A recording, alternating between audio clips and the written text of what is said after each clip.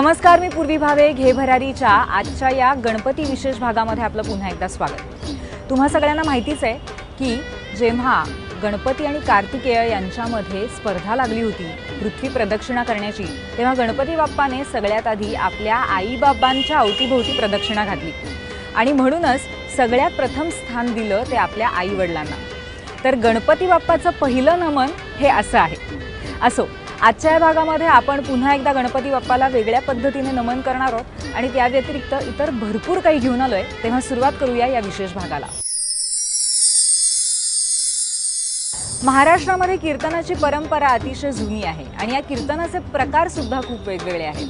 हरिदास कीर्तन, वारकरी संप्रदायाचं कीर्तन, भागवत कीर्तन, शिवाय समर्थांची शिकवण आणि त्याचा प्रचार आणि प्रसार करणारं कीर्तन सुद्धा आपण बऱ्याच वेळेला ऐकतो. अर्थात या कीर्तनाची सुरुवात सुद्धा नेहमीच गणरायाला वंदन करूनच होते. बाप्पाचं कीर्तन आपण फार कमी वेळा ऐकलंय, पण आज पहिल्या नमनात आम्ही तुमच्यासाठी तेच घेऊन आलोय.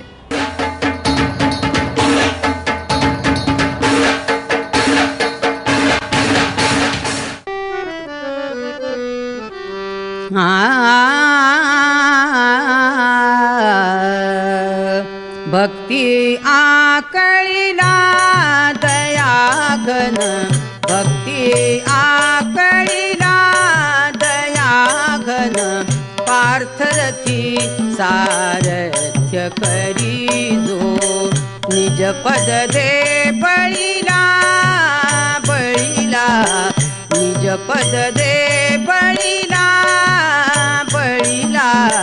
भक्ती आकळीला दया घन, भक्ती आकळीला दया घन, भक्ती आकळीला.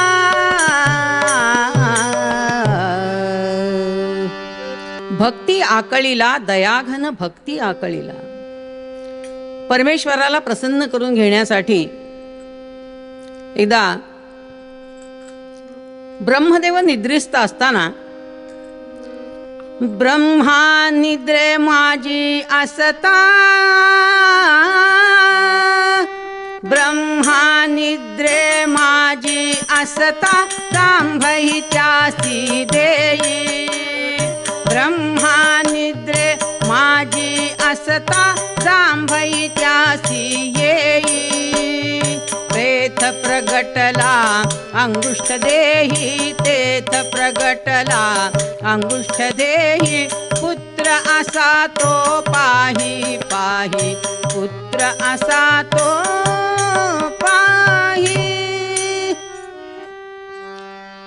ब्रह्मदेव विश्रांती घेत असताना त्यांना जांभई आली आणि त्या जांभईमधून अंगुष्ठ देह इतका छोटासा एक मुलगा जन्माला आला आणि तो ब्रह्मदेवांना सांगतोय, मी तुमचा पुत्र आहे, तेव्हा ताता मला वरदान द्या.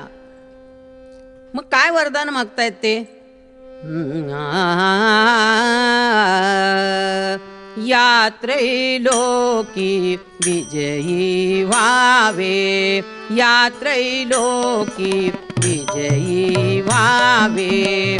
वर मज ऐसा द्यावे भावे, वर मज ऐसा द्यावा भावे. त्या लोकिया विजयी व्हावे, त्रैलोकिया त्रैलोकिया त्रैलोकिया विजयी व्हावे. ताता, मी त्रैलोक्यात सगळे विजयी झालो पाहिजे. ब्रह्मदेव तथास्तु म्हणून त्याला वरदान देतात. हा मनात विचार करतो आहे, मग त्रैलोक्यात विजयी व्हायचं म्हणजे काय करायचं? कोणीही आपल्या समोर आला तर त्याला आलिंगन द्यायचं, म्हणजे त्याचा शक्तिपात होईल आणि ती शक्ती स्वतःला प्राप्त होईल. वाटेमध्ये त्यांना नारद भेटतात आणि नारद सांगतात की तुम्हाला आलिंगन द्यायचं आहे. नारद म्हणतात, बाळा तुझी माझी ओळख नाही, मला आलिंगन कशा करता? नारद त्याला विचारतात, कधी केले जप ध्यान, कधी केले अध्ययन, तापतयासी देता पूर्ण, ब्रह्मदेव तुझसी फसवितो. अरे काही नसताना ब्रह्मदेवानी तुला वर दिलेला आहे, हा खरा आहे का खोटा आहे ह्याची परीक्षा घेण्याकरता तू ब्रह्मदेवांकडे जा. आणि ब्रह्मदेवांकडे हा आल्यानंतर ब्रह्मदेवांनाच भीती वाटायला लागते की खरंच यांनी आपल्याला आलिंगन दिलं तर. म्हणून स्वतःचा जीव वाचवण्यासाठी ब्रह्मदेव विष्णू लोकामध्ये गेलेले आहेत. आणि विष्णू लोकात गेल्यानंतर परिस्थिती अशी आहे, विष्णूंना सांगितलं तेव्हा विष्णू सुद्धा चिंताक्रांत झाले थोडेसे. म्हणाले आपण काहीतरी मार्ग काढू. आणि म्हणून त्यांनी सांगितलं की बाळा रे, आम्ही दोघंही काही योद्धे नाही, त्यामुळं आम्ही युद्ध तुझ्याशी करू शकत नाही. पण आमच्यातला तिसरा जो आहे तो योद्धा आहे, त्यामुळे तू कैलासामध्ये जा आणि भगवान शंकरांशी बाहुयुद्ध कर. असं सांगितल्यानंतर त्यांनी काय सांगितलं, हा गेला कैलासामध्ये. आणि कैलासात गेल्यानंतर भगवान शंकर ध्यानस्थ बसलेले आहेत. सिंदुरासुराचा आरडाओरडा ऐकून पार्वती माता बाहेर आल्या. आणि पार्वतीचं ते रूप बघून हा सिंदुरासुर मोहित झाला. पाहुनिया पार्वतीला सिंदूर तो मोहित झाला. पाहुनिया पार्वतीला सिंदूर तो मोहित झाला. उचलुनिया स्कंधी घेता कैलास त्यागुनी जाता. पाहुनिया पार्वतीला सिंदूर तो मोहित झाला.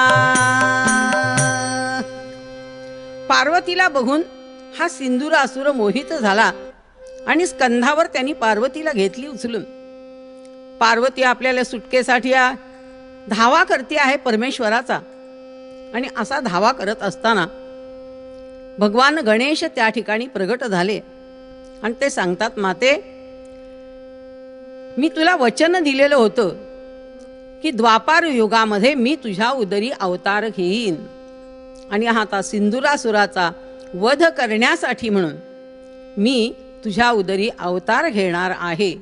आणि हा अवतार भाद्रपद चतुर्थीच्या दिवशी भगवंत पार्वती मातेच्या उदरी अवतार घेऊन प्रसन्न झालेले आहेत.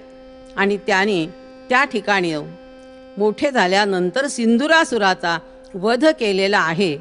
म्हणजे भक्तीने परमेश्वराला प्रसन्न कसा करून घेता येतो ते आपल्याला मूळ पद्यामध्ये कवींनी सांगितलेलं आहे. पुंडलिक वरदा हरी विठ्ठल श्री ज्ञानदेव तुकाराम मंगलमूर्ती मोरया.